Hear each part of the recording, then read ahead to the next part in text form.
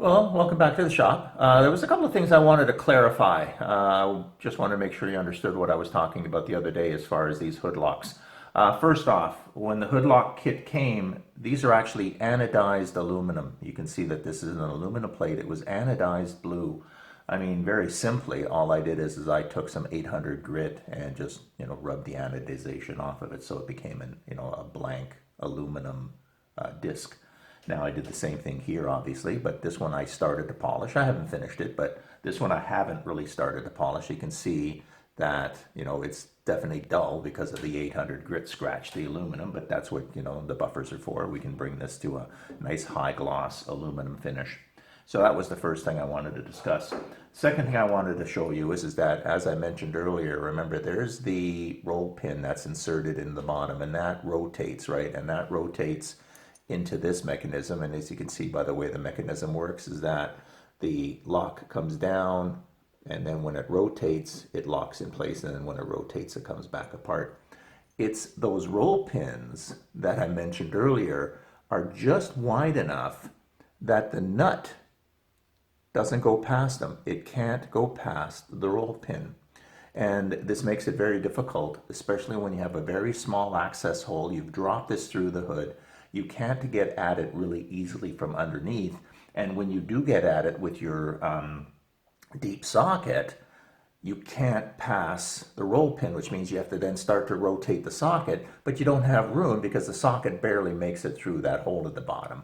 So that's why I'd mentioned I simply took this to the grinder and just took a touch off of each side, just to keep it so that this would then slide easily over. And that was really what I was trying to do on that side. The other thing that I wanted to discuss is when I talked about that sleeve inside of the deep socket. Obviously, if I take the nut and I put it in the deep socket, the nut falls all the way to the bottom, so of course that won't work.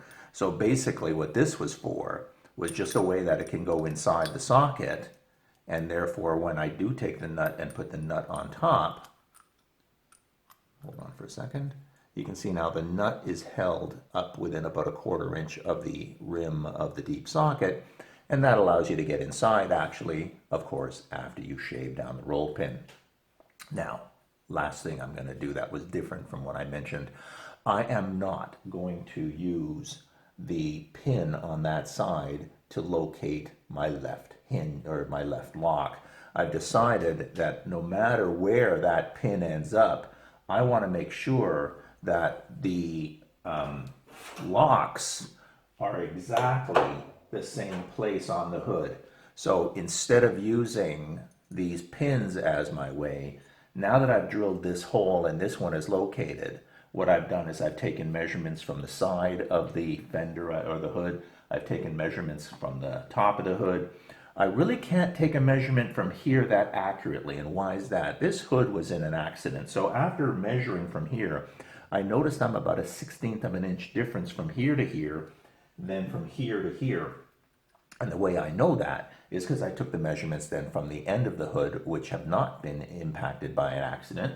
And when I bring that measurement down, I can get dead center here. I can now get dead center over here. So I'm going to actually drill the other lock from the top down. And the reasoning is as I mentioned, I would rather have to make adjustments under the hood and move this pin around than come up from the bottom and realize I screwed up, and then that comes up, over here, over here, over here, right? And again, I'm exaggerating, but basically, when you look at this hood, I want these to look symmetrical, right? And that's really what it's all about. So like I mentioned, what I've done now is I marked this hole from the top, so it's exactly symmetrical with the other hood pin.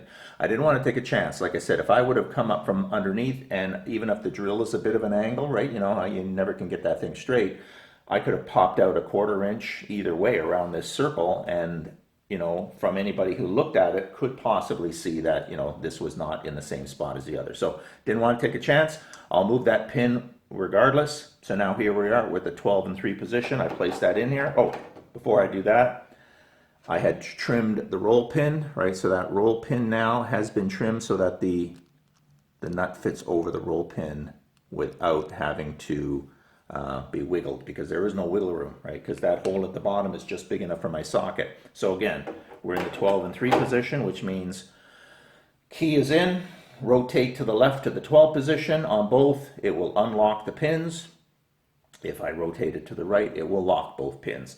Now, the next thing I want to do is take my washer, and like I said, I didn't need to trim it anymore because I made the hole bigger for my socket, and therefore I don't have to trim the sides. I'm going to pull the other side apart so that I can then put a normal washer in on that side as well without the trimming.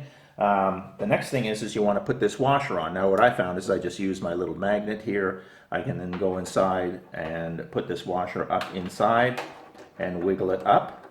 But then the other challenge, of course, is now that I got this washer up against the top of the hood, I can't leave my magnet in. So this is where, as I said before, I simply took this magnet, dropped it on top like that. That holds the other washer up. And then the other thing I need to do is, like I said, I have my little copper tube inside, and that's just to hold the nut on, like that. And now I just simply come in here and it's threading. See, so like I said, that was the key, and there's the obviously the nut's gone because it's on the thread. I can now pull this out, and then that allows me to tighten this whole thing up.